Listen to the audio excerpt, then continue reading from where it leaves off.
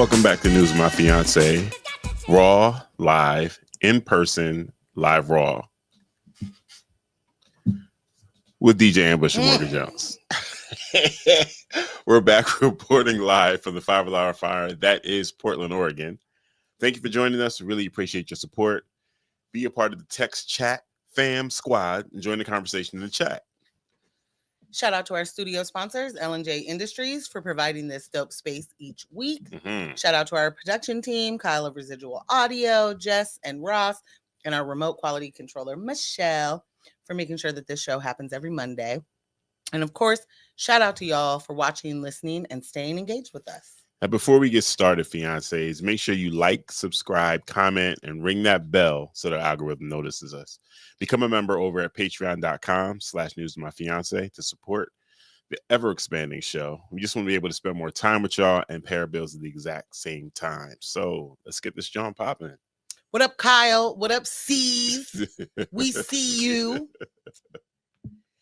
So today is a little bit different, just in the way that we don't have Jess in the studio. So Ambush is doing all the things. That's the headphones and you can't see the other stuff. But he has all the things at his fingertips. So it's a lot. Hopefully he'll be able to engage in conversation as well. It is tough. I'm gonna try. I don't want to have to carry the show, you know? So listen. I'm excited to be here. Same. How did I miss Caesar's tweet? I only see Kyle in here. Says I'm ready for it. Well, it's not a tweet. So maybe if you're on Twitter, that might be why you missed it. And I'm not sure. I see it. So I don't know how to tell you that it's what to do. Terrible. Y'all, it's Monday and it has been a week. It has. It's been a week. It has indeed. So many different things have happened already. Some which we'll talk about, some we won't. Probably not going to spend too much time on the Pope dying, RIP, all the things. JD Vance, I guess. May have killed him on accident. Or just, you know. What did I miss now? I know he was somewhere visiting with his family. Who? JD Vance. Well, he met the Pope and then the Pope died. Oh. So he spread a disease to him. Gave him an infection of some you met sort. one of the demons and you die sometimes. Sometimes you meet a demon and you die. Okay. No. And I'm only using that word because I know that he is a deeply religious man. Right. You know, a Catholic that's ready to do exorcisms everywhere. Is he not? He is, actually. He actually is. And I don't mean the Pope. I mean JD Vance. JD Vance. Yeah.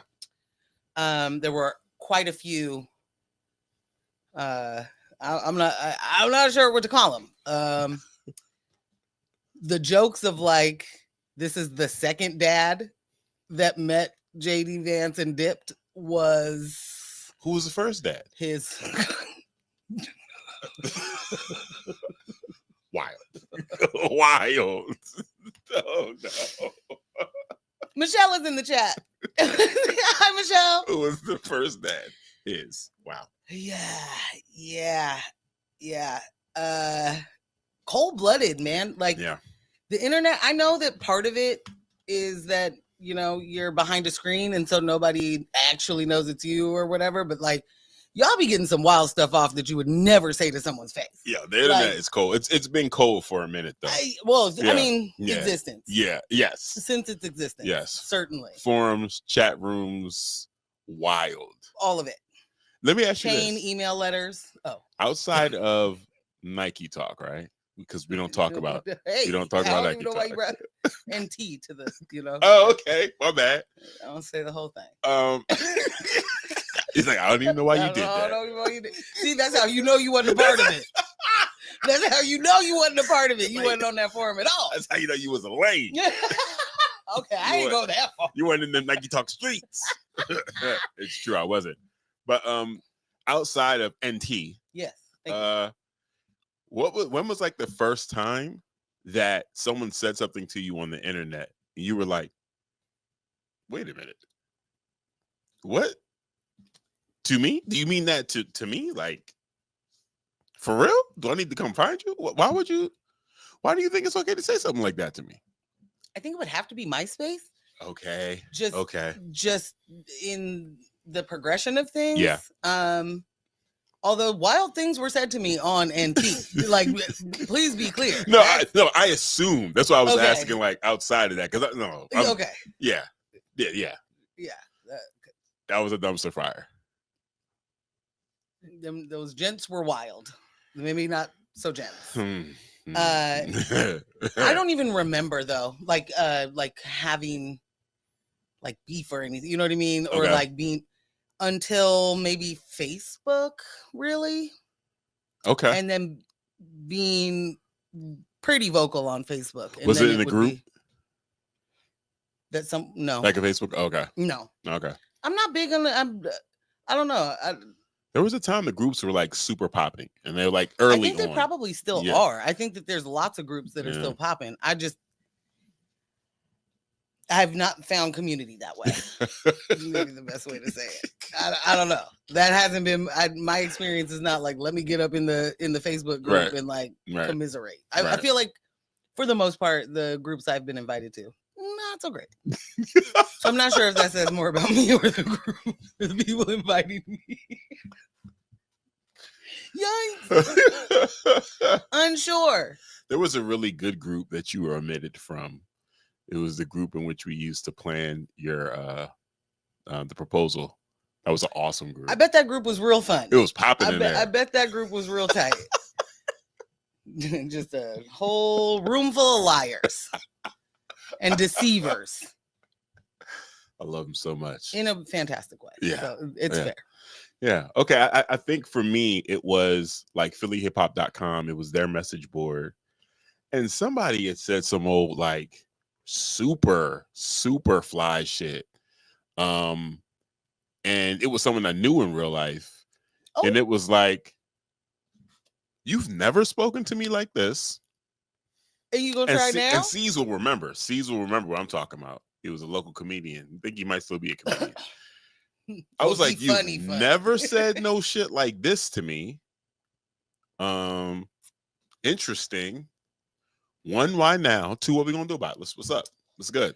What's good? Batty shot o'clock. I'm ready to fight. Listen, definitely gonna see you in the streets. I'm ready to fight about it. Let's make it happen. And it definitely got to a point where, like, me, C's, a couple other dudes in our squad was just like, it's up. When we see him, it's up. And then you never see him, huh? We did see him. We did see him. So then, there's another part of Uncle C's. It's like, it goes from it's up, but then it's also, is this what we really want? Because let's see what they do first. Because we know what we do. They talked all this talk. Let's see what we do. Let's see what they do. You know? I understand. And then when this person saw us. A peace treaty. Church mouse. Quiet. Hey, my brother. Yeah. Slap 5 on the black hand side real quick. We is kinfolk and skinfolk. Yeah. And it's wild the way people in real life go from being, the troll they are online to real quick being like, you know that's jokes. And that's jokes, I had to go through that lesson twice because there was another time when I'm sorry that this even sounds like this is a real thing. But it's a rival DJ crews. Like I don't know, like we're fighting over territory and come on, West Side Story. Right, Sharks of the Jet. Somebody gotta care. Yeah, it sounds ridiculous. But like somebody came with somebody in our squad, like real reckless. Y'all swear you don't understand gang culture until you put some music on it. Your whole gang. Anybody want to chime in on the fact that the East Coast been doing gangs for a long time? They just cruise, dance battle cruise, and DJ cruise, and like we about the 5 elements, Okay. Okay, too far. Wildin'. That's on me. Wildin'. We came out the 5 elements. What is wrong with you? So, like, they had approached them at a DJ gig. They approached DJ Swoosh at a gig and was all like, it's up. Like, and it was like 2 or 3 of them, maybe 3 or 4 of them that approached them. So as soon as we found out, and the commission DJ crew was large, you were like 20 something deep across a couple states. So as soon as we found out, We on Facebook like, hey, her such and Where you such at? popped up on Swoosh. What's good? What y'all trying to do? Where y'all at? You want to meet? Man. Did they hit him? Someone else in the squad hit him immediately. Like, hey, I know I was there. I didn't But know I what was wasn't happening. there, You know, there. so whatever Bull's problem with you was, like, I don't got nothing to do with that. It's like, cool. Who's next? Like it, man. You remember So two we're texts? accepting apology. I do. Two texts don't play. Two texts in that I whole. know. Yeah. DJ Tony, two texts don't play. Nah. Bush, what's good? What we doing? Where they at? Yeah. What's happening? Yeah, this ain't no forum like. I don't start DJing until 10. What's good? What we doing? Yeah. So it's interesting how, like, so the lesson I learned from both of those situations was, I ain't talking about nothing. What are you talking about? I ain't talking about nothing. Period. Even when you're in front of me saying it, like, no, if it gets back to me, somebody said, I don't care. They didn't say it directly to me. Also, they had the opportunity to, also so they don't that. really mean it. Also, that this is entertainment. I'm not doing this. Yeah. I also said, why is every Monday the worst? You know, the nature of a Monday. It's almost as if there was a decision made. We'll start the week here, and you will hate it. All the things will happen. What I am actually a little bit like, holy moly, what's the rest of the week look like when you already got this much stuff on a Monday? Yeah, for real. And now DJ cruise, and we're gonna definitely have to devote some time to that. I am so mad with the way you frame it. You're dastardly. No. The 5 elements. This is me trying to learn, Oh, is I'm just trying to. What was happening over there? A historian, if you will. Journalistic tendencies. Okay. No. Okay. Shout out to my homie, Eric Powell, checking in on Facebook. What up, Eric? He said, thoughts on Sinner? We are seeing it tomorrow. We're seeing that John tomorrow. Excited to see it? Very, very. I've seen nothing but amazing I am responses and reactions. Very purposely not watching or seeing any. Yeah. Skip. Yeah, I'm staying away from all of that. Oop, scroll. Yeah. No. But I did see Ben Stiller put his foot down for the homies one time. Shout out. And I liked it. Shout out. Yeah. And I liked it. Yeah. Was it Variety with that wild ass headline that was like $60 million opening box office? Is it any good? Basically, right. It's something like, will it be enough? Will it be enough? And it's funny because they already put out another piece to reverse the energy. Oh, okay. Yeah. Didn't realize that. That is hilarious. The other piece, where is it? I just want to say what their headline it was. Sinners has amassed 61 million in its global debut. It's a great result for an original R-rated horror film. Yet the Warner Bros. Release has a $90 million price tag before global marketing expenses. So profitability remains a ways away. Ben Stiller said, in what universe does a $60 million opening for an original studio movie warrant this headline? And let's go, Ben. In all honesty,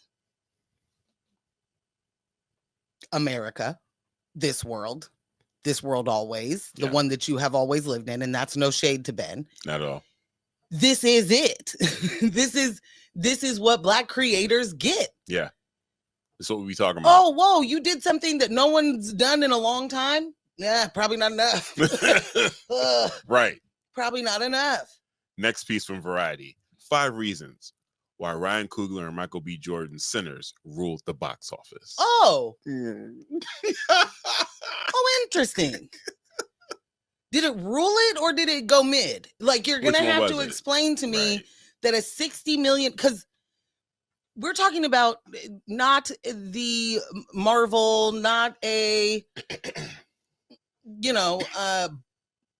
blockbuster. Not part of a franchise. Not part of a franchise. Part of a remake. None this of ain't that. A reboot. Right. This is an original film. Right. And you're like, that's, I don't know, 61 million. It's so far away from 90. It's also far away from 120, but who asked you that? But also, it's closer to 90 than it is to. Yeah. So what are we talking? Then it's at 30. Also, it's Monday. Yeah, it was a holiday weekend. On Easter weekend. Yep. What are you even? Yep. Yeah. Like they did the same thing with Brave New World too. Even though Brave New World was number one and it was doing, great box office numbers, it did that exact same comparison budget-wise. Brave New World needs to clear this, and it's like it's doing numbers right now. Like, chill out. It's an interesting thing that there are hurdles to clear when talking about a movie, certain movies, maybe with black leads, I don't see the headline coming from any, white-led cast that's like, they just couldn't meet the mark money-wise on the opening weekend. Yeah. The conversation is different. The conversation is, well, maybe it's opened internationally, but it's not the full global market yet. Right. Or there's opportunities for blah, blah, blah. Or now it's just they're not going to be able to make it. Kyle said he has to see it. Yes. Yeah. Yeah. So see. Yes. Y'all almost lost me to the battle raps. Listen, we've all grown, C's. We've all grown. I credit a lot of my journey to both you and Morgan, for sure. Put me in a different place. And of course, definitely having children and thinking about, well, what would they do if they had to exist in a world where you made a stupid decision? Yeah. That became a domino effect of other stupid decisions. So thank you, C's. Almost lost him to battle raps though, because listen, because he's listen. There's he's very direct. Yes, he's very direct. So it can be a lot of, hey, why are we still talking about this with C's? Like, listen, if we're not getting in the car, why are we? What are we talking about? Very much in the same boat. There's not a whole lot of conversation. So yeah. Well, speaking about battle raps, maybe we should say what we'll talk about later in the show. Yeah. First up, let's do that. Our theme for the show today is we spin in the block. Like, yeah, stories getting updated. Things have happened to add to a story, if you will. Like one, Pete Hegseth, second secret chat, has entered the chat. It's here. His wife in there, his lawyer in there, his lawyer in there, grandkids. I don't know. Second wife, 14th wife. I don't know. The response from his publicist, whoever communication director, is just, I can't wait till we get to that story. Also, we'll be talking about the sheriff we talked about who was placed on the Brady list. Was that last Monday or Thursday? I can't remember now. I'm not sure. We talked about a judge in Deschutes, Oregon, who was placed on the Brady list by the current DA. A sheriff. You said a judge, yeah. Oh, I'm sorry. Sheriff, who was placed on the Brady list, which, if you don't know what that means, very quickly, that means you are not trustworthy enough to testify. We cannot call you as a witness. You're going to leave things out. Yeah. You're going to add things that aren't true. Can't do it. You are going to jeopardize the case. So on, so forth. Well, we talked about that last week. What we didn't know was the reason he was placed on it was because he was lying about his own education. So we'll get to those credentials or lack thereof. And for our other closer to home local news, Lake Oswego was told that they had to open up the private lake, because your private lake isn't actually a private lake. It's not a private lake. It's actually not. You have to share the public lake with the community. And when it's public, it's public. And they were like, well, actually, one, I don't like this, and I'm going to figure out a way for this not to happen. But two, in the meantime, I'll set some rules. Okay? someone's got to post some rules somewhere. There's no lifeguard on duty. They've got all these other water sport crafts going on. They got different kind of boats we've never seen. We don't like it. We don't like it at all. We need to get Bruce in to talk about what's happening out there. Like how many heads are on fire. We do need to get Bruce in. So yeah, we'll be talking about that. Man. What was I trying to get to that I felt like I needed to tell that first? Now I don't remember. Speaking of battle raps. So I was watching the Grand National Tour has begun. The Grand National Tour won Kendrick Lamar and SZA. Is Doechii opening for them? Not that I know of. Oh, okay. The tour started. It started last night in Minneapolis. There are some trolley moments, some Kendrick behavior, if you will. He does a deposition in the beginning, or I don't know if it's in the beginning, but he does a deposition where it's twofold for me. It's very much Drake has done this lawsuit, but also Wayne is famous. Lil Wayne did a deposition that, cemented his hilarity in my mind forever, but yeah, it was wild. But it was also the kind of thing that's like, only a very small amount of people get to act like this in these kind of scenarios. Right. And I guess Lil Wayne is one of those people, I'm just going to not answer. Well, Tory Lanez is doing it right now. He's in a worse way. More on that another time or not. I don't know. Tory is in there like, what's the definition of this word? Because how could I answer your question if I don't know the definition of this word, your definition of this word? Like, you know what, Tory? You right. Leave him where he at. You right, Tory. I'm going to leave you right where you are. Cool. You know what? Cool. That's great. It's a mess. Anyway, Curtis King just had an interview with Punch from TDE. And it's a 3-hour interview. I have not gotten through it all at all. I am going to, but I haven't. But he did clip out a portion of he and Punch talking about the timeline of Drake and Kendrick's beef. And it's been really interesting because it is very much exactly what I thought it was. And it's on that side. Like the way that he talks about it is like, this is competition. Someone acted real light-skinned about it. Took it real personal. The beige rage took over. And then here we are kind of thing.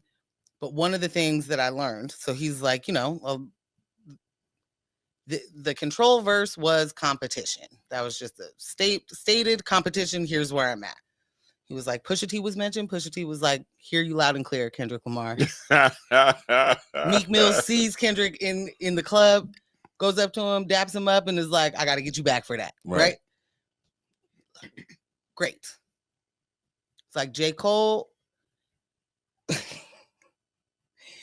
He said J. Cole was upset about it, and apparently that escalated to the fight with him and Diddy. Right.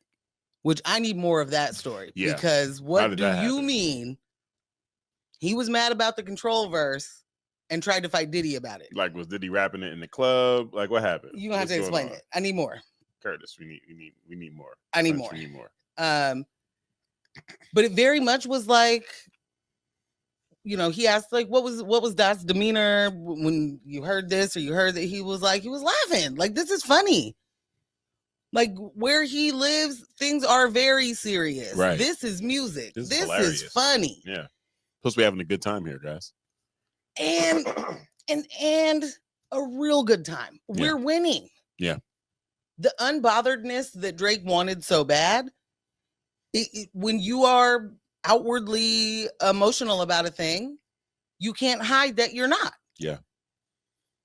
You just can't hide that you're not. And you know, like pointing out what the mistakes were in that beef two punch was interesting to hear, because they're the things that we have said like multiple times, with the exception of, I think you like Tailor Made, right? I do. I love Tailor Made. Yeah. I love Tailor Made. My favorite song from the whole situation, outside of They're Not Like Us, is was it 616? That thing is a banger. You know what I'm saying? But I feel everyone, like in Euphoria, like there are different songs that sound to different people. When I first heard Tailor Made, I was like, okay, this is creative. I messes with this. This is cute. This is okay. Me likey. I didn't get upset at the AI thing, because it's clear Pac is not saying this. It's clear, like, okay, all right, but it was a clever little situation there. Cool, dope, like, yeah, and it hadn't been done in this way. It hadn't been done in this. So it was like, this is clever. I messes with that. I think there is something to be said about how both he and Cole reacted. And this is what before you mentioned Cole, I'm like, this is somebody, again, like, how many cultures are you exposing to us that you're outside of? Because just when I heard Control, that's no different. First off, y'all are rappers. You're supposed to be at each other like this. Yes. You know what I'm saying? Yes. But if you grew up in elementary, middle school, high school culture, the dozens, taking shots at each other, like, you getting sung on. We singing. That's it. Like, that's it. That's all it was. And he wasn't even singing. It was literally like, just said names and was like, and said, I love y'all, but I'm trying to murder y'all. That's it. So obviously in the metaphorical, of course, the ring of the raps. So in that, I'm listening to you say something. So you mean to tell me Drake was the one in the schoolyard actually getting mad? Yeah, and maybe getting in his feelings, like, oh, talking about you like that. It's your mom. Definitely. It's your mom jokes. Chill out, bro. Definitely. And that means J. Cole dealt with some of that as well.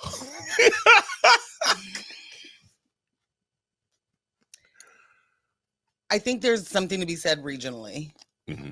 Tailor Made. I from the beginning, I was like, like listening to it with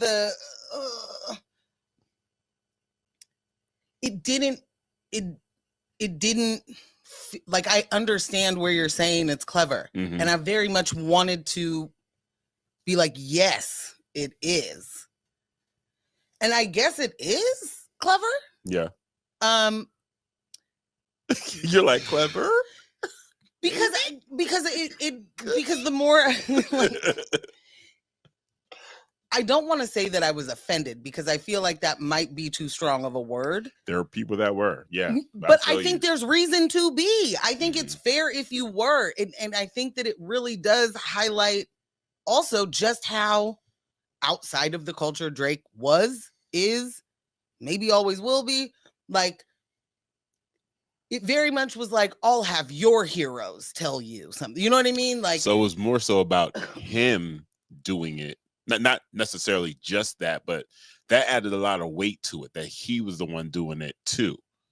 Like you said, your heroes. It felt like, I think he tried something and it came off as a mockery rather than the people he believes that are Kendrick's heroes, like, not siding with Drake, but being, on a song with Drake.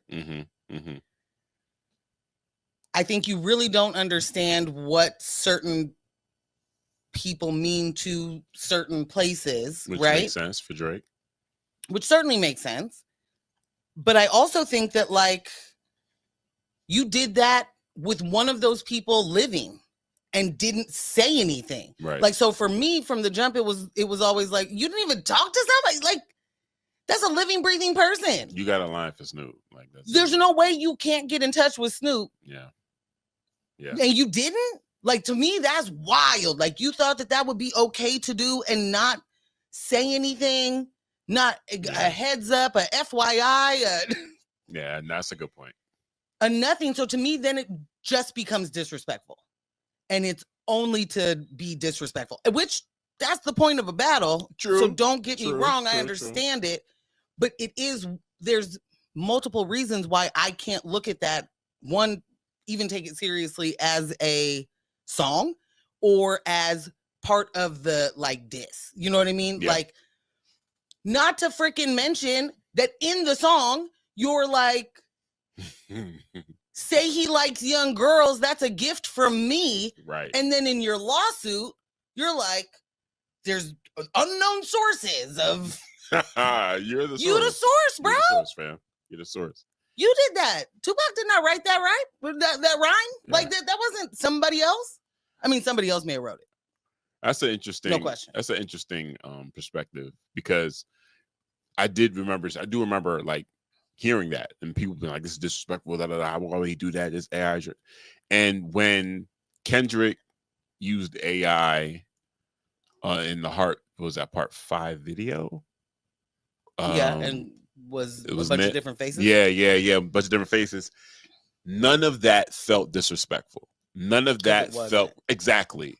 So, like, again, to your point of, it's how you decided to move forward with this. It wasn't even so much like, oh, he used AI and that's lame. What did you do? What did you do with the AI? That's the thing. Yeah. It isn't that AI can't be useful or whatever. Like, or creative. Right.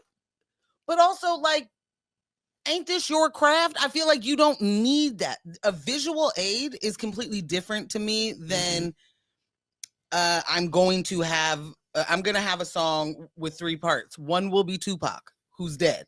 One will be Snoop Dogg, who's alive. And one will be me. I'll close it all out, guys. I feel like that's different than, and especially for the Heart Part 5, what Kendrick is that song is and what he's rapping about, and for that video, that shit was crazy. Yeah, that was fire. That also is definitely AI, no question. But did we not see that in the Michael Jackson Black or White video before? You know what I mean? Like, there's things that we've been exposed to. I don't need a Tupac hologram to talk about the Drake and Kendrick beef. I don't want that. If y'all don't know that, if y'all don't know anything about this show, Morgan Jones, you're gonna get a Michael Jackson reference. Believe that. You better beat it. Okay. Sorry. It didn't even make a lot of sense. But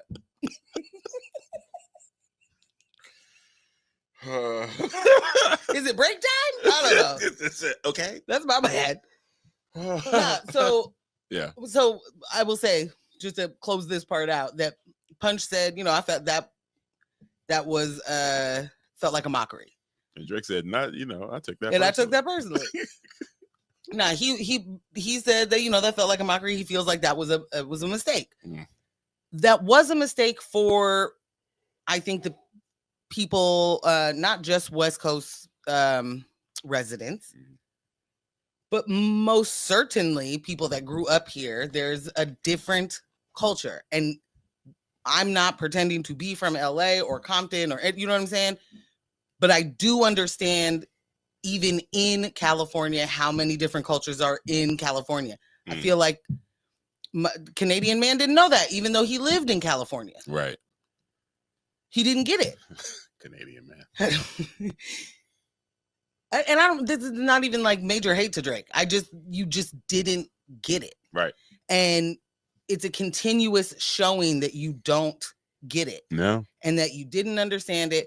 The fact that you have a lawsuit where you are calling Not Like Us anti-Semitic either means you really don't get it, or you never were supposed to be here in the first place, or both of those things. Or both. Because that's the weaponization that we usually see from white folks. That's a bridge way too far, bro. And it's absolutely just a lie. Yeah. Like, it is not even close to something true. Yeah. And that kind of positioning that a person can do who is in has had so much power for so long and can't see the forest for the trees, don't know, like, don't know that they're actually what they're up against because they haven't paid attention to anyone else in so long. They've just been, I'm out here killing it. Everything continued. Like, it was just like you got sillier and sillier and sillier and worse and worse. And I just don't know how you still rock with that without it being cultish in the way of I'm just going to stick with this, like whether you're whatever the reason you're a contrarian or you're like, you can love an artist and not love the genre that they're in. Like, these are not a bunch of hip-hop heads out here saying that Drake is the best in the world. It is fans of Drake that love him to death or whatever that are like, nothing can stop him. And that's cool if you're a Drake fan. That's cool if you're a Drake fan, but don't enter conversations about hip hop culture. Stay over there. Just talk about how he makes the hits for you, and then the sexy songs are great. Yeah. We love them. Yeah. But it's funny how the rewriting of history as the history is happening, and I just like I'm over here like, we can't be serious. Yeah. Everything isn't that polarizing. We actually can just be objective about stuff. Which was better? What makes more sense? Right. That our good friend Drake set this all into motion, and he was in fact feeding the information to the TDE camp as stated, as he said he did.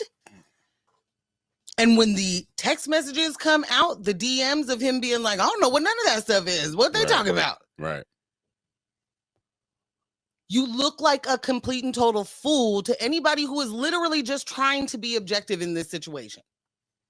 And anyone who is just trying to, blinders on, I don't see that stuff, which as a person who has definitely made space for Kanye West 10 years ago, where it was like, oh, but you guys, maybe that's not what he meant. Are we sure that's what he meant? He probably didn't mean that. Like, I understand the impulse. I understand you're wanting to defend your fighter. I get it. That's like an Elon fan today. From my heart to yours. That's the thing. From my heart to yours. That's what you look like. Like, reality left you at some point. Yeah. And that's the part that's getting me, is that if you can recognize that, if you can recognize a Joe Rogan doing oh, come on, please, my heart to yours. That's it. Like, even in you got to change the gesture because you're not going to full on do the gesture. Right. You're like, open hands. You're betraying your point. Hearts. You're betraying your point. You're betraying your point. But the fact that you're trying to make that point, the fact that you're like, oh, all these people are so silly for saying that the thing that they saw was the thing that they saw. I can't believe it. That's what the Drake fans sound, or stands, or whatever we want to call them. That's what they sound like. Yep. And it's wild. We don't have to do that. You're like, your points can be valid if they are valid points. You don't have to add extras to it. If you really love the songs more, love the songs more. But does that mean that the other person is absolutely whack and doesn't know anything, or can't make a song if it doesn't have anything to do with this other person? Like, there's this discounting of what anybody has ever done previous to a situation that continues to, and that's in all of these scenarios. Listen, the boy enhances other people's career. If you look at it, that's what he's always I'll say done. That he has enhanced careers.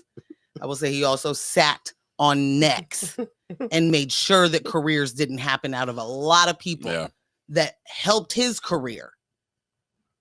Yeah. And that alone is enough for me to say, fuck him. That alone is enough. Was there anything when you really think about how many people careers he stalled out? Sorry. Was there anything additional that you got from that, what you have seen of the interview so far? Yeah. This, like you said, it's 3 hours. You haven't gotten through the whole thing yet. Is there anything else that jumped out like, oh, wasn't aware of that? Well, there was a confirmation, basically, like there was a rumor that there was a much longer Euphoria. Right. And so the rumor was that there was an 18-minute long Euphoria. Bruh. And Curtis asked, and Punch said, I don't know the time. I don't know how long it was, but it was definitely longer, and it was definitely a lot of stuff in there. And he basically said there was stuff in there that I just thought wasn't beneficial in the long run. Like, we can leave this out. We could leave this out. I gave my input, and Right. and some things changed. That one was a standout for me because Euphoria is my favorite and has been my favorite since I heard it. Curtis said about 616, he was like, in all of the rap battles that I've ever, I've never seen someone take a pause and have a prayer for someone else, for their opponent. Sheesh. And Punch basically was like, yeah, that was now, is this really what you want to do? I'm giving you the warning. Is this what you want to do? I told you this could be a friendly fade. It sounds like you don't want to go that route. Sounds like you prefer to do You might not else. know what friendly fade means. Lord have mercy. And that's what 616 was. His stories, I love to hear, how people close to a thing experience a thing. And he said that when Euphoria, before it dropped, like Top had heard it, talked to him about it. He flew from Australia. Crazy. While on tour with SZA, flew from Australia back to LA to hear the song. And then went back to Australia. And by the time he got back to Australia, 616 was playing. Yikes. Like, woo. Yikes. Lastly, I'll say he did sum up exactly how I felt about every Drake song that happened. It's not enough. It's a thing. It's cool. Not enough. Yeah. Push-ups, cool. Not enough. Family Matters, cool. Not enough. Especially when you do we about to hit the red button. The red button is, if the red button is Family Matters, and you get stepped on by Meet the Grams 32 minutes later, you don't have a red button. You need a couple more. You don't have a red button. Yeah. You needed more. Yeah. It's not, you had a video, it's not enough. You know what I'm saying? Like, it's not enough. So, yeah, it's real interesting. I'm anxious to hear the rest of what you got from that once you complete it. Yeah. You probably would have had a little bit more time to get to it over the weekend, but our weekend was jam-packed. Jam-packed. Yeah. We had the pleasure of participating in the Black Student Success Summit over at PSU. Shout out to Beam. Yes. We were doing podcast sessions with some students that are preparing for college. The youth. I was dope. I was really, really dope. Yeah. It was incredible. Shout out to Carlos. Shout out to Jolly for being the whole crew. Yeah. And shout out to every single student that came and sat with us, because, if you can harken back to what it was like to be 16, 17, maybe 14, because we definitely did have some freshmen sit down with us. Yeah. We had a little 11-year-old baby with us at one point. So cute. The cutest. These kids were, I don't mean to say kids, no disrespect. These children. The youth. The young people were either really engaged and ready to do it, or a little hesitant, and then, warmed up. I did my best. Literally was trying very hard to get the things out of folks that we needed to get. But it was so cool for the folks that showed up in any capacity that they did. Like, they were there to learn a lot of different things, and they had a lot of options, and to show up, into the podcast space and talk about their experience there, talk about their experience in school, what their plans are outside of high school. it was really great to see people just be like, I mean, of course, the Ivies. I'll be looking at all of those. Yes. But, you know, like, don't even need to mention, of course, the Ivy. yeah, like the kids is all right, man. Yeah, like man. they are doing what they can in a really crazy world. But there was a really heartwarming moment about halfway through, maybe, and I don't want to do the two too boys, much of the right? storytelling. Yeah. Asked them what has been like your favorite part of this so far. And the I think it was that session had 4 people in it. Yes. Okay. And 3 plus 1. Right, that was chilling. Yeah. And 2 of the gentlemen in that session said it was the mental health seminar, right? Or session. Right. I couldn't remember what the name of the session was or what the focus of the session was, but they said that coming out of that session, one of the things that was the most impressive thing was that they, were hearing that it was okay to express themselves. It was okay to, not mask their feelings and just be more emotionally available and honest. And for kids of that age, young men, to say that was the most impactful thing that they'd experienced that day. Yeah. That really, really landed with me. That hit me. I was like, got a little, keep it together. Keep it together. Who brought onions in here? Yeah. Always with the onions. Like, yeah, I was like, wow. That really sad. I was really grateful for that.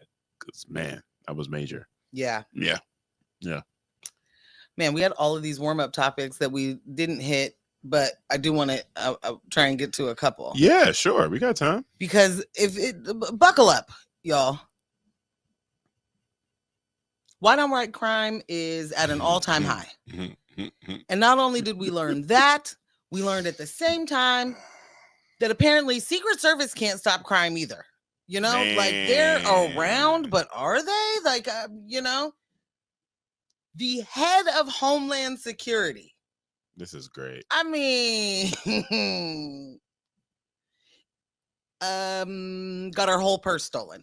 Whole purse. If we can't keep track of that, do you? So the head of Homeland Security. To make, I'm not here to victim blame, but the head of Homeland Security, Christina, who has a Secret Service detail, had her purse stolen at Easter Sunday dinner. So, because also the only way I can think this happened is maybe she got it from her seat or chair or whatever, accidentally left the purse, and Secret Service is following her, and then someone grabbed the purse. That's the only way I could think that happened. She's at a table with her family. Oh, okay. She's having Easter dinner at a restaurant with her family. So someone walked by and took her purse off of the back of her chair, and nobody caught it? No, that couldn't happen. I mean, it could, but it couldn't. Yeah. Not when you have a Secret Service detail. You're the head of Homeland Security and you don't know where your purse is at all times. I'm sorry. With your credentials in it, that's how you get in the building. They got her ID, her fob, or, like they got $3,000 cash. Because why she didn't? Because that, just some walking around money, I guess. Yeah. Her passport, her driver's license. She has no identification. What does that make her? What is it? What do they say? Oh, there's a word when you don't have ID. They use it. They weaponize it against houseless folks. Yeah, I'll figure it out.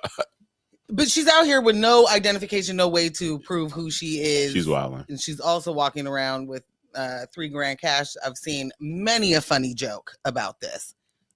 She's a big tipper. She likes to be able to, But one thing I'm going to say is, like, ooh, P-Town in the chat. Hey, boo. Hey. With 3 racks in it. This is what I'm saying. Racks in the middle. She had 3 racks in the bag. Yeah. Yeah.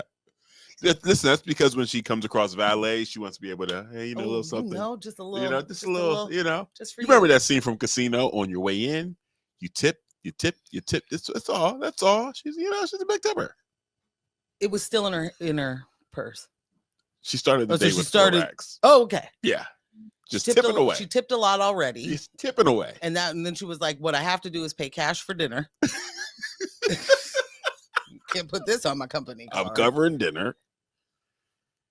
When asked about it, because shout out to Yamish, the reporter Yamish Cinder, she was like right behind her, just on a humbug. Like, I don't think that was supposed to happen. Right. And Yamish was like, hey, how about that purse? Did anybody find it yet? She was like, haven't talked to them yet. It's ongoing, like it's still happening. Yep, I got to get my purse back. Yikes. That's just a wild thing to happen when I just haven't heard that story from another administration. Right. I've not heard about the director of Homeland Security's wallet just getting gaffled. Listen, well, when you come in and you're part of an administration that shakes everything up, changes all the rules, and I know how things used to be done, but if we're going to do it my way over here, this is how things happen. This is how things fall through the gap.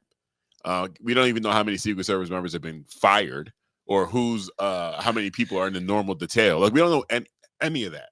So none of this, is surprising me. East Coast C said, that'll teach her to eat at Golden Corral on Easter Sunday. While I hear you, C's, I think she'll still go back. Oh, she's definitely going back. But I don't think she was at a Golden Corral. I mean, unless you're telling me she was at a Golden Corral. I feel like that's JD's place. He'd take his family on some back when I was a poor, we would come to Golden Corral for the cheesy hash browns or something. They have the best mac and cheese. Yeah. Sure. I bet you do. Noodles. I bet you do. Kyle said we're gonna need a third show to cover all our shit. And Man. Yep. Yeah. Yeah. Man. Perfect segue into our sub count.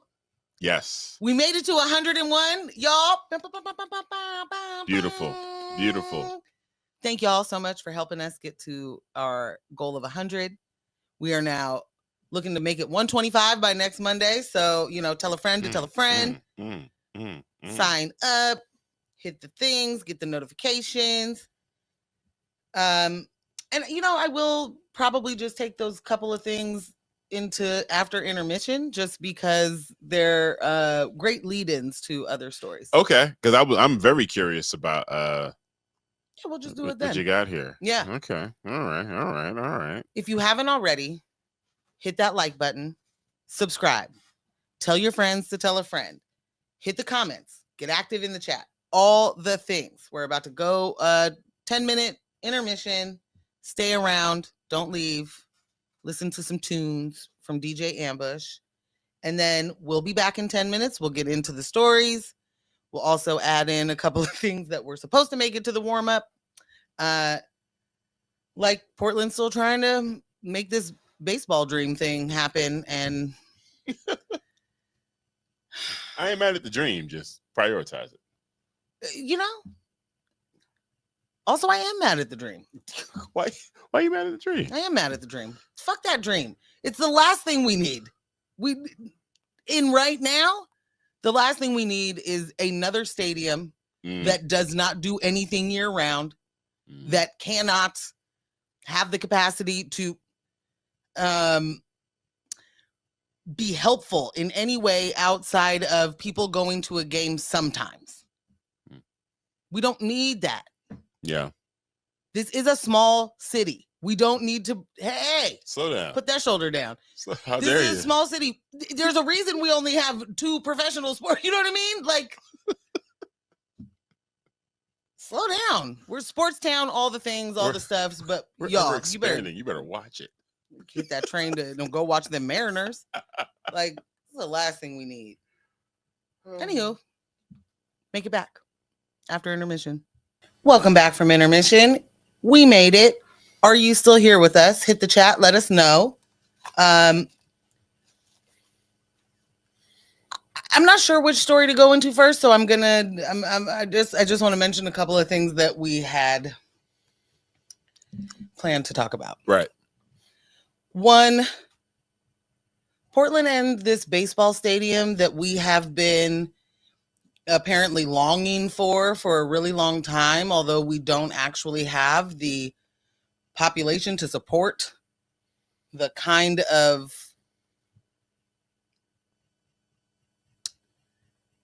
event going that you need to do to keep a stadium of such stature going.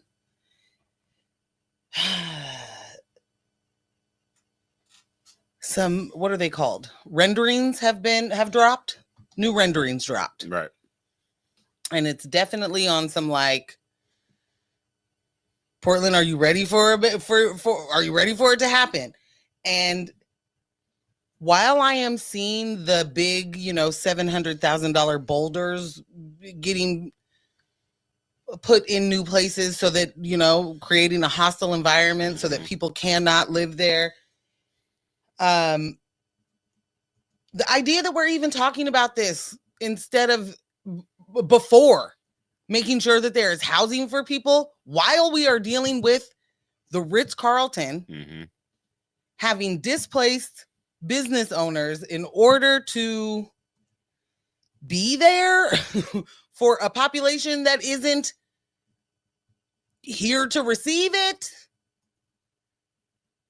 I just don't understand what we're even fucking talking about. And I don't know what, it is so unhinged to talk about a baseball stadium before we talk about housing and making sure that people are able to live their lives inside so that all of the folks that are real big mad can stop being in their business about what they do on the outside. Yeah. But more than anything, so that those people can live their lives the way that they need to, want to, get healthy, stay healthy, get all of the services that they need in order to do that. The fact that we're even thinking about doing multi-hundred million or billion-dollar projects that don't include making sure that people are housed is absolute insanity. Yeah. And it's capitalism just, I think I said that this is capitalist tap dancing in our faces. Like, that's what it is. For sure. It's a joke to them that people are on the street struggling. It's interesting because I watched a similar thing happen in Chester before I left the East Coast. So, I mean, this is an impoverished community. It's lacking its own grocery store. Like, there's a ton of things Chester doesn't have, and a ton of things that it does have that it shouldn't, like a casino, like a prison. But they added a soccer stadium, and I was like, what are we talking about right now? Why are you adding a soccer stadium in Chester? Look here, fam. This was like on the rise of, soccer becoming more popular here in the U.S. I believe, I don't know if Philadelphia had an established team at that time, but this was going to be their new stadium in Chester. And when people started, hearing about it being developed, like, no one's going to come. Y'all really going to come down to Chester? In Chester, where everyone avoids? You're going to come down to Chester? They come down to Chester. That thing is jam-packed. Jam-packed. They got no problem. No problem hopping off 95, shooting down Highland Ave, and boom, straight to the stadium. No issues whatsoever. Nah, they're coming from Philadelphia. They're coming from New Jersey. They're coming from Delaware. Yeah. It isn't that I don't think that people would come here from, say, Vancouver and Salem. And, I think that they would. I think that it's an asinine thing to talk about before we do things that are needed. Yeah. To your point, I'm sorry, I meant to finish that out. they promised so many things were going to be happening as a positive impact of this being here. Oh, we're More jobs. You're going to be able to surround this local particular. jobs, You're going to be able to boy. surround this stadium with other businesses that will flourish because of all the new traffic, and right. with other people hitting certain streets coming through, we'd be able to revitalize. Nada. Shocking. Nada. Shocking. Yeah. Michelle said in the chat, number one favorite way to waste taxpayer money, subsidizing sports teams that ordinary people can't even afford to go see. Right. It really is as simple as that. It is an exclusionary tool that uses our taxpayer dollars to make it. It might also use your pension and you may not even know it. Like, I can't imagine that the same city that had to deal with what we dealt with the Rose Quarter is real willing to get right back on board. Right. Like, ain't learned a thing. You know what I mean? Like, let me ask you this, though. Who is it that's not learning a thing? Because I was talking to homie Mike.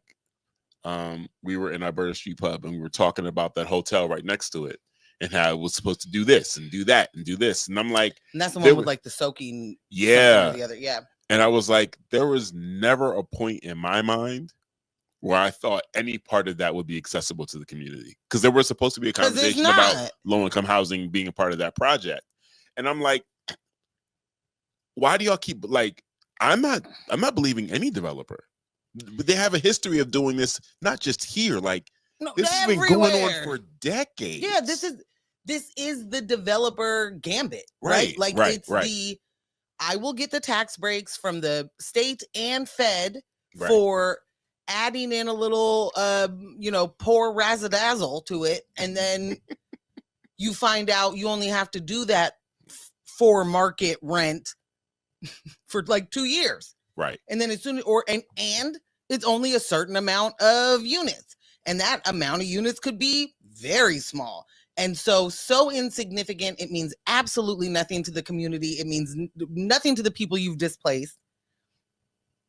For market rent, when you have had to knock down somebody's building where they lived for under market rent, or knock down the houses that they lived in to put this up, and then say that, well, we'll make sure that there are available units you can get on the wait list. Mm-hmm. Mm-hmm. And then you find out somebody's friend lives there anyway. You know what I'm saying? Like, it's a developer's poor friend got to get in there at that low market rate, or no, at market rate. Yeah. We talked about the Ritz-Carlton in previous shows. Then was it filing for bankruptcy or heading towards that direction? They're got their eye on that prize. Oh, the bankruptcy ball. Yeah. Wild. Kyle said, they say there is room where they want to put it, but I really don't think there is. It's already a mess down there, and I don't want anything taking away accessibility to the hospital or the clinic. So thank you, Kyle. Where they are talking about is South Waterfront, which, as if they didn't learn anything from that South Waterfront project they already tried. There's a lot of vacant buildings over there. If your building has 11 residents, you ain't winning, right? The developer didn't do the job that they thought they were. The real estate agent didn't do the job they thought they would do. You know what I'm saying? Like, when you have a skyrise fancy condo building and 11 people live there, didn't work out right. No. Didn't work out right. To P-Town's point, also, isn't that land toxic? Yes! I'm sorry, what? The land itself. What? Wait, what? It was like a factory on this other one. They burning tires there before? What's going on? I don't, in this moment, remember. But you knew, like, hey, oh yeah, that's a toxic land over there. You don't. There was reasons it wasn't developed. And those reasons have changed. I guess those reasons have changed. Regulations I guess they're pulling bodies out of the Willamette, and they're like, okay, well, I guess that makes it better. I guess now that we got these 3 bodies out, I guess it's no problem. Yikes. Ooh. Nasty work there. Speaking of bodies in water, the Port of Portland. The Port of Portland is revoking their DEI policies in order to comply with the Trump admin. And, you know, is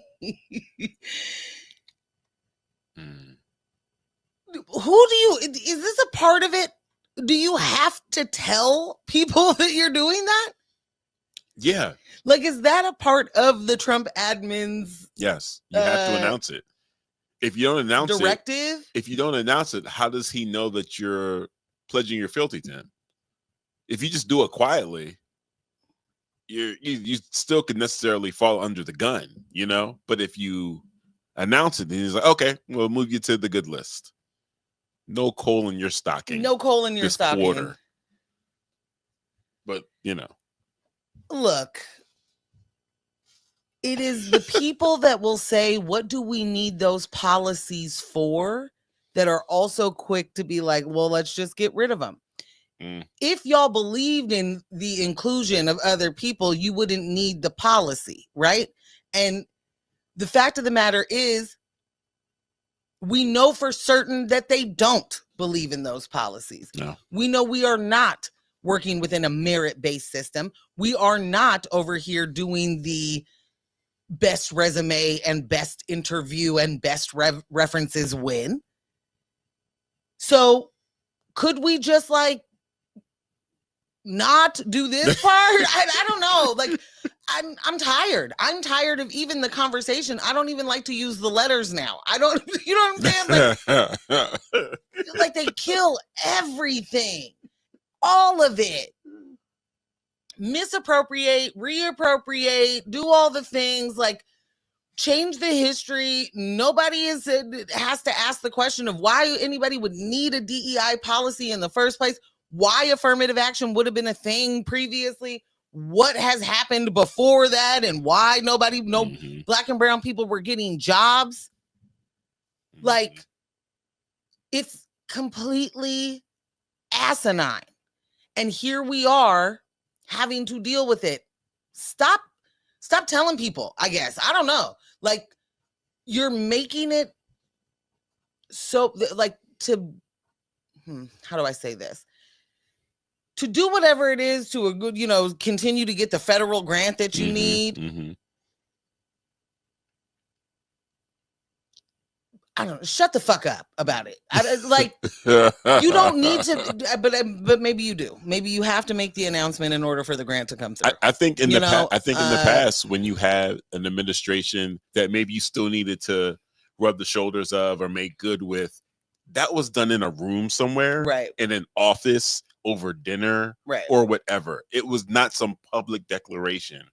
This man is such a narcissist and desires so much praise, and all of it. It's like organizations that usually aren't vocal about anything that they're doing are jumping out the window to be like, hey, us too. Yeah, you know, we're gay. Right. We're getting rid of that stuff too. Yeah, we need this funding. We cannot survive without this federal funding. Please, please, please. Right. But I mean, there's a second part to this that's missing. There has to be some type of conversation. I'm not even sure how to tailor it, but there has to be some type of conversation with community in which you are making it clear, not necessarily that this is just something we're doing to do it to maintain the funding, but that at the core your work is not going to change. There has to be something. So to your point, you know, Michelle in the chat said, if they're going to do it, I'd rather the public be made aware at least. Yes, I do also want them to be made aware. I also think that many of these places are just saying it to continue to get the funding, right? So make the public aware another way. Does that make sense? It does. You already said it. Actions speak louder than words. Yeah. Make the public aware. If you're going to make that declaration, at the exact same time, announce a new project that the public has been asking you for directly. Or continue those DEI policies within the fucking quiet, like, yes. Don't worry, yes. y'all. Our actual hiring practice are still equal opportunity. And right? you can signal that. You can signal that without being obvious, right? So, like, I think you can. Yeah, say we're no longer doing DEI, but we're announcing this new project, and who's leading this new project? Such and such. Right. But Look we're at doing that. away with the DEI. Look at that. Yeah. This person obviously merit based. I think yeah, that's this also black woman running this new project. That's the problem is that DEI means black first. Period. And then it means whatever else it wants to mean for the person weaponizing it in the moment. Yeah. And when these things legit just become pejoratives and it's just the DEI, so we know you don't know how to read. Coming from people that can't fucking read is wild. So we know you don't know how to read. Oh, there's a black woman in charge. Okay, everybody's angry now. Like, everyone's... Aren't you angry for having to work under this angry black woman? Like, it's amazing to me. It's amazing to me. Yeah. Linda said, is it the same place that they did the Nike game tryouts for? I can't recall the game the tryouts were. Yes, that land on that water is toxic. I mean, the Willamette is a place, Is it the Willamette? It is not. It is the Willamette to a lot of outsiders. And thank you all every single time you say it. We appreciate you letting us know that you're not from here. The Willamette. Which is real funny. Because real quick, this is a total aside. And then we will get to the stories. Yeah.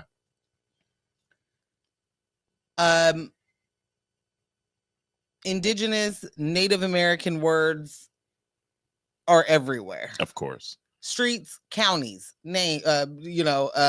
rivers. Schuylkill, Conshohocken. So here's the thing. Y'all got the Schuylkill River. Yeah. Yeah. Conshohocken. Yeah. There's a bunch other too. Like there's so a lot. Many. What's the hickin? The fact that Willamette can absolutely trip you up, not you personally, but folks from the East Coast where I'm like, I'm sorry. Do you know the river you live on? Like that would cause it the Schuylkill. What? Right. I mean, is that what they call it? What do they say if they don't know how to pronounce it? I've heard the Schuylkill. No one. I mean, it's either the Schuylkill or the Schuylkill. No one's saying the Schuylkill. Like no one's doing that. But I mean, I don't know. I did get caught up in couch and cooch out here, so that one is more fair. That one is some random white man. Meet me down on Couch Street. They're like, "Excuse me, Ambush. What? What are we talking about?" It clearly says couch. It doesn't. It does, but it doesn't. Cooch is 2 O's, guys. Very clear. This ain't whatever. All right, Cooch Street. Okay. All right, you guys got me. I do submit that is not an indigenous word. That one off the beaten path. Willamette. It just sounds prestigious. It sounds like it's supposed to be something used here in Portland, Oregon. The Willamette. Walk out of when you pronounce Oregon, you're right. You're right. You win. It should be the Willamette in Oregon. Absolutely. My favorite is the bumper stickers that are Oregon, like OrYgun, because people will be like, Oregon. Yep, that one too. Yeah, that's the one. Yeah. So yeah, you get to have the Willamette. Okay. In Oregon. It's got to be paired up though. Absolutely. One is the condition it's for like the other. Earth 24 and Earth 36, like at one you get one and the other you get the other. What I was really trying to get at is that, and I understand that they're completely different languages all over the place.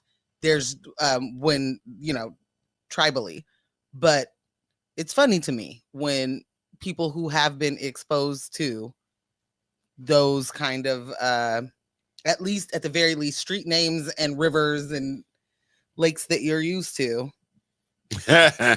are still like, I don't understand. What's the thought here? What does this say? I'm sorry. That when you said that, immediately I went to Waterfalls. and Yeah. I went to the other guys. Yeah. And then you went to Michael Keaton. Yeah. And now you're on Batman. Yeah. Yep. It's great. It's great. I did it. As long as you know. Yes. As long as you know. Yes. Bruce should not. Did you want to? Did you? No. What happened? Nope. This is a moment that I get to yell at you. Okay. Which one of those movies did you just recently show me the clip of? The Flash. Fiancés, Family and Friends. Did y'all know that in The Flash, the most recent one that caused lots of controversy because of whatever the Flash's name is, I don't remember it right now. Ezra Miller. Thank you, Ezra Miller. One Ben Affleck playing one Bruce Wayne / Batman. Affectionately known as Batfleck. In that movie, in the script, unless he freestyled this, which if so, Barmageddon. Yeah. Mans was like, oh, I might as well do this to himself. If I really wanted to stop crime, I would just pay my taxes. Pay my taxes. I could just pay my taxes if I really wanted to stop crime. He said that. I feel like Ambush is hitting this for me. Kyle, do confirm. I think Ambush was like, don't watch it. You don't need to see that. You know, which I wasn't, but I wasn't running towards it anyway. But I know he's seen that movie, and I know he never mentioned the fact that one Batfleck told us, I'm a messy bitch billionaire. Maybe if I just paid my fair share, I wouldn't have so much crime to fight. Yeah. That was pretty good. Which part? Yeah. When he did it or when you hit it? When he did it. Because I didn't think I was hiding it as much. I mean, I feel like that's a notable thing. So to come back after seeing that movie to mention one Batfleck has quoted you directly. Yeah. I mean, I think what happened was I was so disappointed in the film, and there were so many like really bad things about the film. And then I was also, again, disappointed in James Gunn saying it's the best superhero film he's ever seen. And all of like the lies that went into promoting it, I was just like, I remember saying there were some moments. The lies that went into promoting it was terrible. It was terrible. What's the guy's name? Short guy, always running in his movies. Scientologist. Tom Cruise. Tom Cruise. Like he's on. Let me say, short guy always running in his movies. I think it's accurate. Yeah, no, definitely. Like there was a quote from him, like going out of his way. Like obviously someone made the call and was like, "Yo, we need you to talk good about this film." And he's like, I think you're on the red carpet somewhere, out of his way, talking about, and it was like, what are you doing? This is maybe weird. He saw a different cut. You know what? Fair enough. There were so many releases, so many cuts that got released. So yeah, it's possible. It's possible. Yeah, I was trying to find the exact quote because it is pretty funny. Ooh. Kyle said, Batfleck doesn't exist in my cinematic universe. Sorry. Goes Bale, then Pattinson. Kyle, please don't start this with me. This is neither the time. Oh, it's the time and the place. Yes, it's okay. Both. It's both, Kyle. Bring the action. Keep the action for later.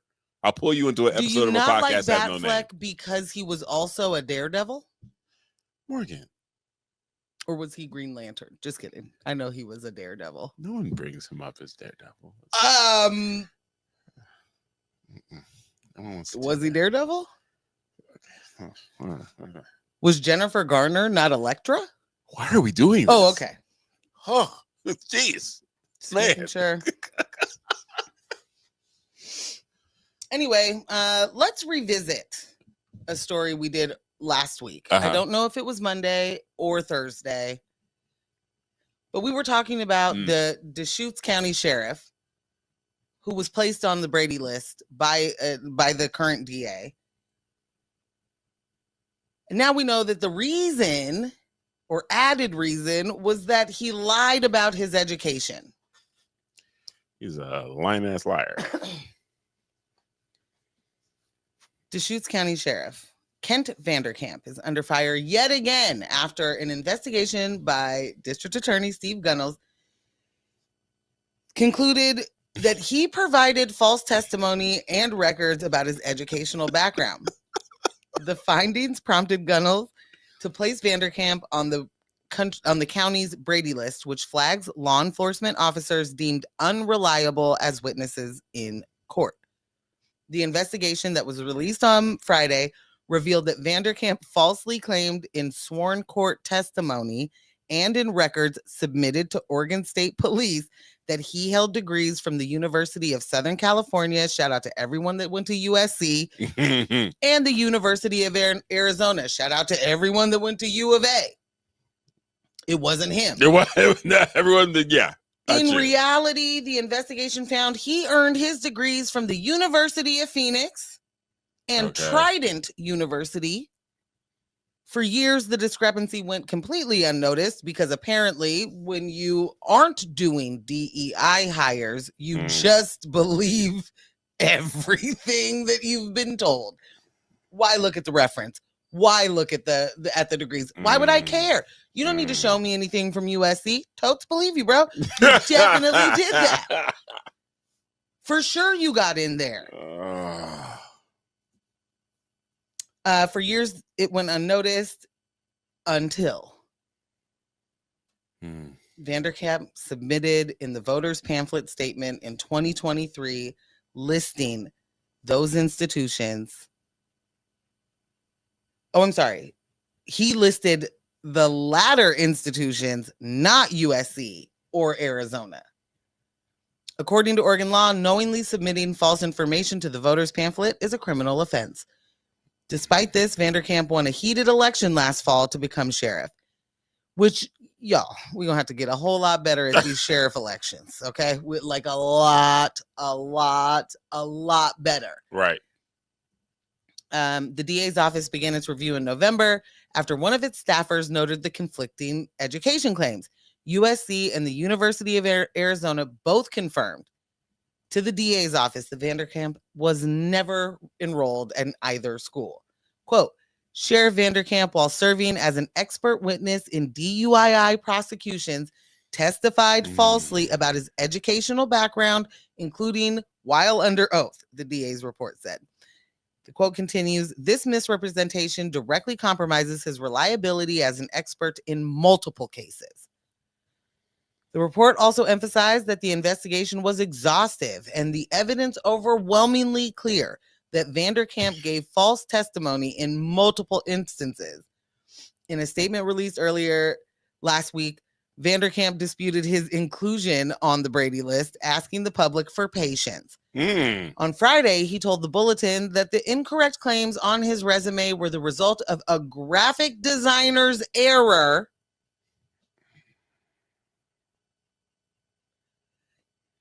which he read aloud in court without verifying. Quote, I did make the mistake of reading that in court.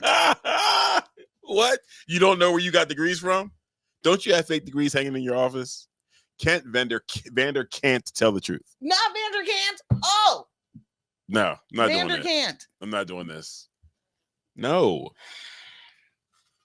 It's a whole lie, fam. My man said it was a typo. Did I read the typo in court? Sure. I did. Did I mention it was a typo in court? I didn't. I was unaware at the moment that it wasn't right. The fallout adds to growing concerns surrounding Vanderkamp, who is already under separate investigation by the state's police certification agency over previous employment history. So he was lying about where you worked at before, too. The DA's findings could further impact his credibility and leadership of the Deschutes County Sheriff Office. The fact that he's still there, because shout out to police unions making sure those people keep jobs. This is a person who has lied about a lot, not just their own personal things, you know, like where they went to school. And I don't know why you're embarrassed of your online academies. It's an education, right? It's an education, is it not? I don't know. Like, I don't know much about a Trident University. Never heard of it. The University of Phoenix, I've definitely heard of. They both offer bachelor's degrees, but you know, you don't have to do much to become a police officer. You have to do more to become a hairdresser than you do to have to become a police officer. So like, I don't actually really give a shit where you went to school to become a police officer. Like at all. Like at all. But fam has been lying.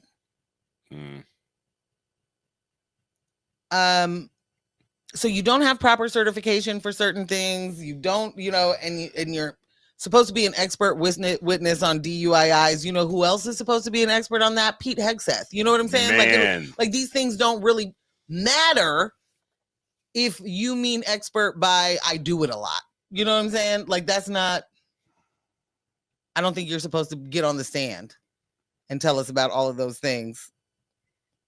The failing up with these guys.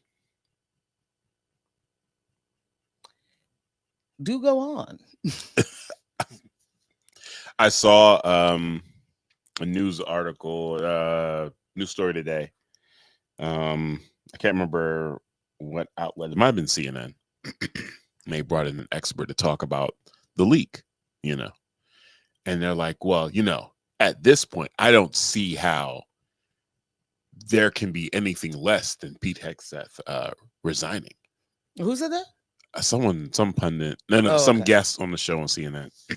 Like his resignation is imminent. And I was like, his resignation is imminent? For a second there, I was like, it reminded me of George Santos, whom I have way much more pride in than, you know, and respect for. Apparently. Yeah. There will be no resignation. He would not resignate. Okay. Peter Hegseth will not resignate. Let's be clear. Peter will not have it. He will not have it. And anyone thinking, it's just more of this disillusion and this dissonance. It's like, okay, you want to say the MAGA people aren't dealing with reality, right? But what has happened is MAGA has won. So what wasn't reality is now actually reality. And everyone that existed in the part of the multiverse in which the MAGA was not reality, you haven't shifted. So you're still talking about all these laws and the precepts and these principles that no longer standards that no longer matter in this reality. Who was going to call for his resignation? Who actually has the ability to make it happen? So why are we discussing this shit? Like what? Because in your mind, the Constitution still matters. Oh, cool. Man spat in the face of the Supreme Court. Does whatever he wants with the immigrant community. Does whatever he wants with people with actual green cards. People with actual status. And you're like, Pete's gonna have to resign. To please who? I want y'all to remember who he is and that he shouldn't have a job today. Before you think about somebody resigning, know that his own mother sent him a private email saying, you are an abusive man to women and I don't like it. Right. And then walked it back because, you know, Pete's daddy had something to say about it. And, you know, my husband told me sometimes I'm a little too emotional. If you don't have anything nice to say about your son, don't say nothing. Don't say nothing.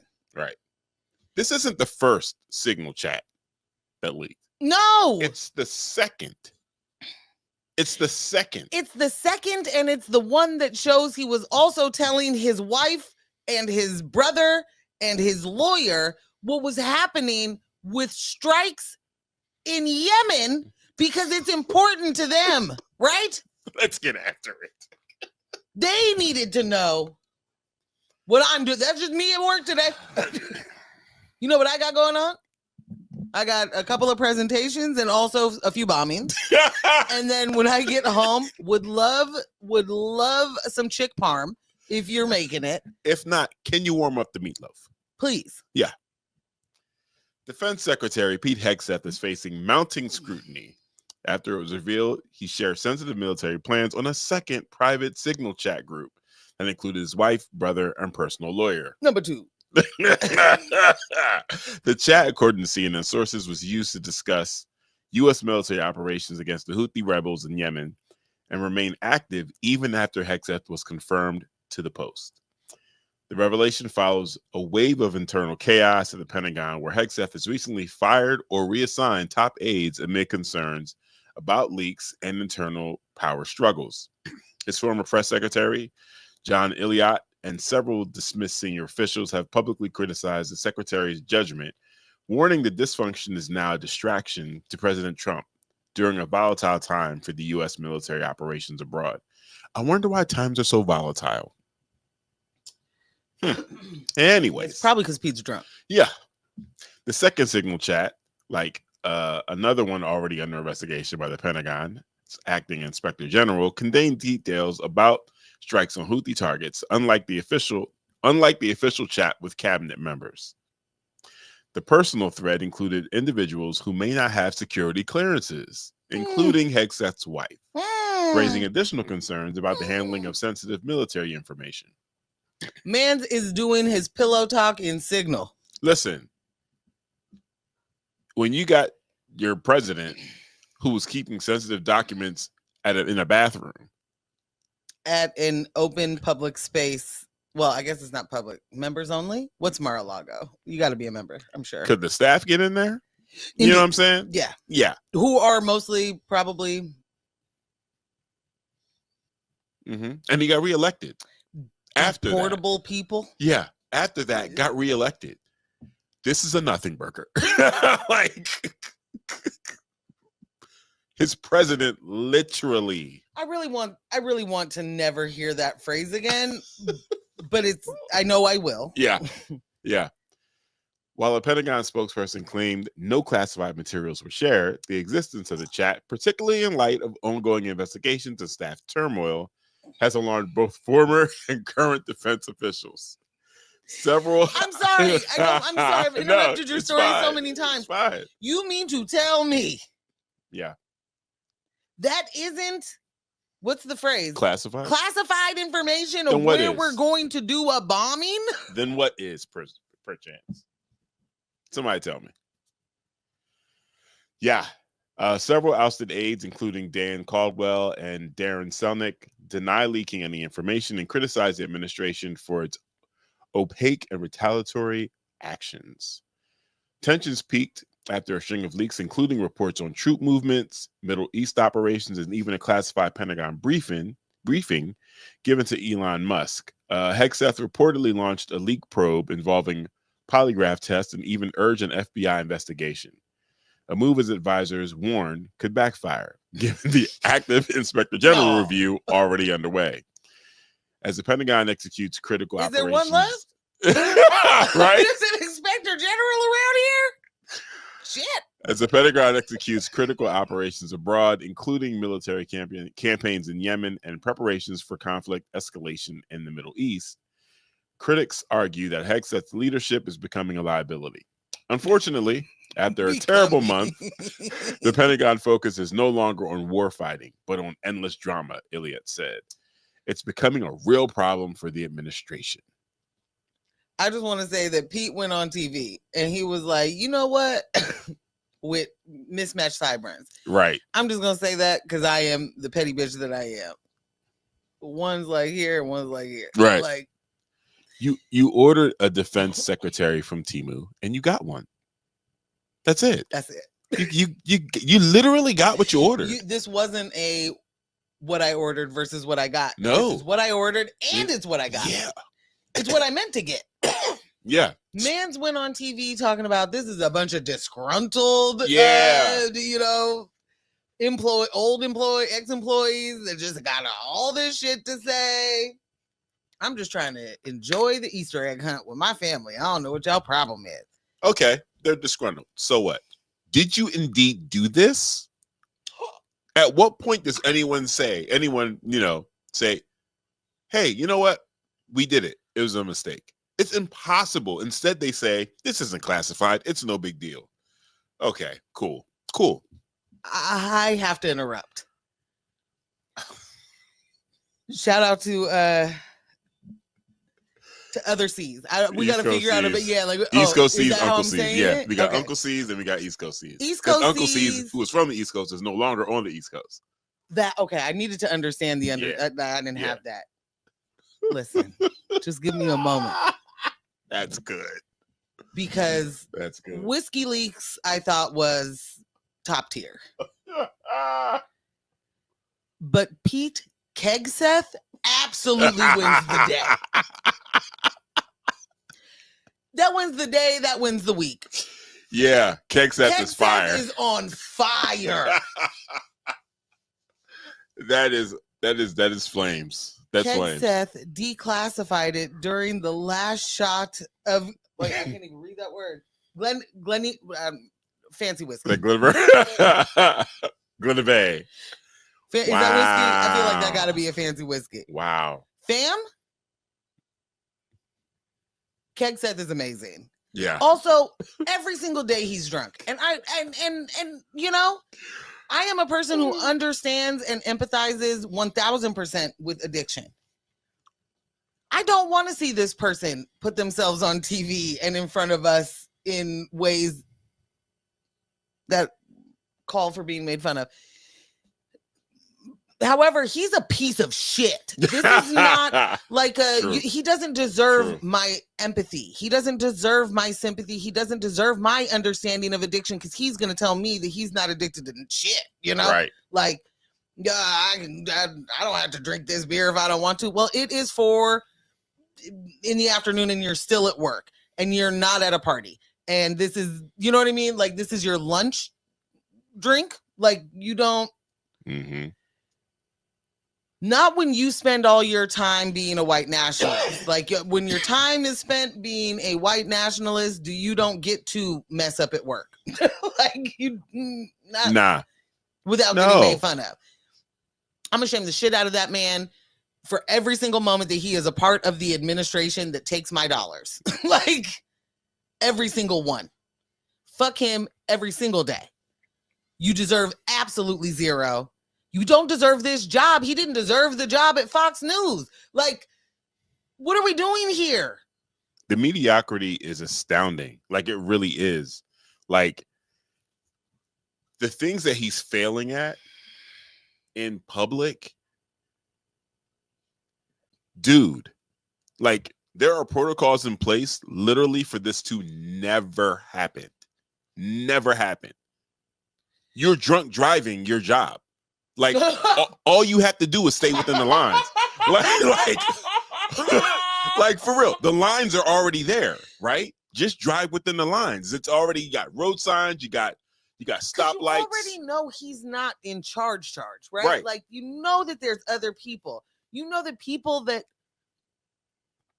no one's coming to him, like, to solve a problem. Right. He's the person that like gets to say, sir, I'm going to go talk to the president about this. You know what I'm saying? Like he's not giving direction to the military. Right. Even though he very badly wants to and whatnot. This is. Yeah.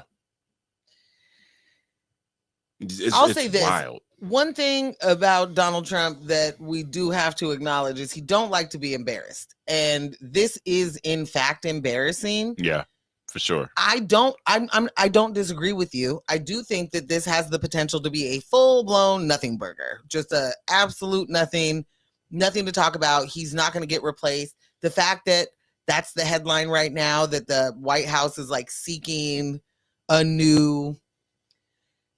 You are just nothing but embroiled with distractions. And I think that also helps the rest of it. we're talking about Pete Hegseth tonight instead of Elon stealing our money. You Right. know, like Right. all of it's helpful. Kristi Noem getting her purse stolen, helpful. Yeah. Yeah. I saw a video of Nancy Mace yelling at a person inside like a Yeah, I was Target. asking her about the town halls. Yeah. Yeah. You saw that? That was nasty. Nasty work. Nasty work. Like, You're talking to a constituent like that? Nasty work. and if I'm to understand, this person just asked, are you going to have a town hall?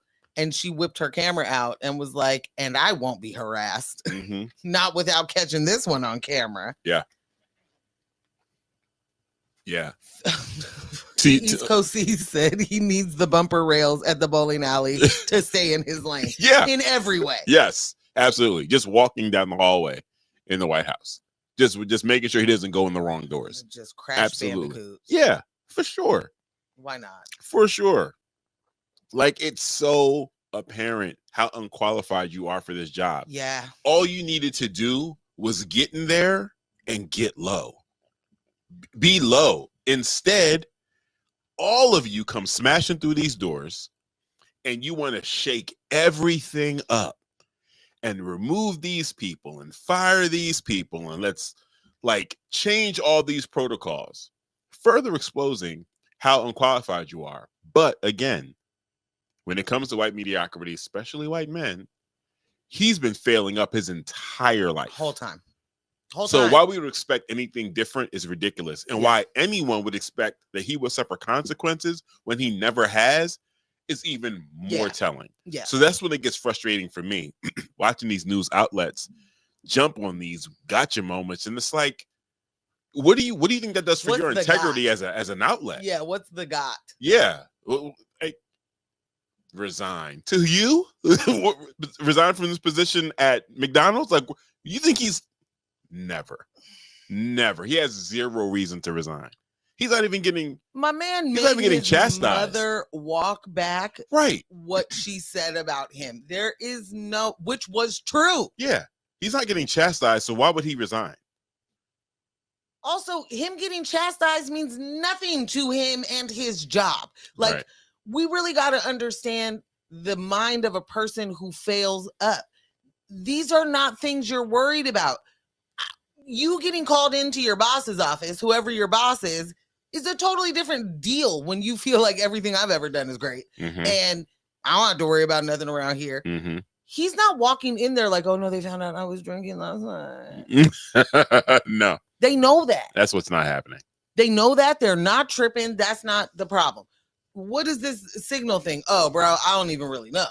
Like, all of these things, when you live in a world where you can just say, I didn't do that, or what I did do that, but it's not a big deal. And you guys are with the Trump derangement syndrome, are unable to recognize what's a deal and what isn't a thing. You know what I mean? Like, that's just, they just go delusional. And then people believe it. Yep. And now our show is over. So. I like how you dropped that Trump derangement syndrome in there. Well, you know, gotta plant the seeds as they're trying to like make that an actual diagnosable syndrome. Please dial in, guys. MJ, please let them know. Well, it has been floated that we should add Trump derangement syndrome to the list of diagnosable psychological disorders. And what? Number one, the fuck, I think is number two. That's number 2. 3. And then 3 is for what? Because to me, that sounds like a good way to throw people in El Salvadorian concentration camp that, you know, got to get rid of them undesirables, those rabble rousers, those people that are in the way. And when you got Bukele out here, like, you know, what am I supposed to do? Not follow the word of the person paying me? Right. I think it's very possible that is one of the tentacles. If they were able to do something like that, that will be able to get people to be forcibly removed. You can round up people in mass at protests. All of them are suffering from Trump derangement syndrome. Pick 'em Also, up. how'd you vote? Yeah. Pick them right on up. It was Let me take a peek at those voter rolls, what I'm trying to remember. Was it when we were watching the season finale of Daredevil? Was that the same day that you first mentioned it to me? Because when that happened, and something to that degree kind of started playing out in that episode, I immediately was like, "Whoa!" I don't remember the timing of that, but it felt like it was the same day. Yeah. Real quick, thank you, Michelle. You always button it all up. She said, unqualified officials are part of the classic fascist playbook since they can't be relied on for loyalty. Hegseth will be fired or not based on his usefulness to dear leader and nothing else. Wait. Yeah. Hegseth will be fired or not based on his Yeah. usefulness. Yes. That's it. That's it. That's it. Yeah.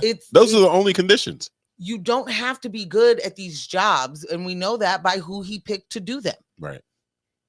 We know that loyalty is the point for the job, and then the cruelty that they're willing to inflict is also a part of it. But know for certain, being qualified for the position, this is not a person who is like going to work every day. No. Even when he's supposed to. Even when he's supposed to. That's not what he's doing. Ever. That's not it. Like, in the fact that he was able to be a weekend host on Fox at that, like my man was a weekend getting played on loop in, an airport. Bruh. You get to go from having commentary to being head of the military. Like, that's absolutely insane. And that should have showed everybody that this was not a serious deal in the first place. Yeah. And when I say serious, I mean these are not qualified people, and that is how we get these positions, or how we get fascist takeovers. These are not people that know even what the job is supposed to do. These are not people that have a loyalty to the country in the way that they say they do. Nope. They have a loyalty to whoever that person in power is if they align with that idea of power. That's it. And they believe that they'll get to be on, the trip to Mars. That is obviously going to be, welcomed by Katy Perry. Oh, man. Oh. Wow. P-Town, love you so much. She said, time for the Antique Roadshow. Have a wonderful night. We're done. We're late. We're done. We're closing it up. Thank you, everybody, for being in the chat, being a part of the show, sticking with us the whole time. That is another News with My Fiance Monday night, Raw Live, in person, live Raw, in the books. Thank you for spending this quality time with us. This episode was made possible by our crew, Kyle G of Residual Audio, Jess of Remote Quality Control, Michelle and Ross. Shout out to our studio sponsors, L&J Industries, for providing us with this dope space every week. And of course, big thanks to you all for tuning in and watching and, engaging in the chat. Stay engaged with us all week. Follow us on Instagram at News with My Fiance. Follow Ambush at Scambeezy. Follow me at Portland Morgan. Become a member. Sock it to our pockets over at patreon.com/News with My Fiance.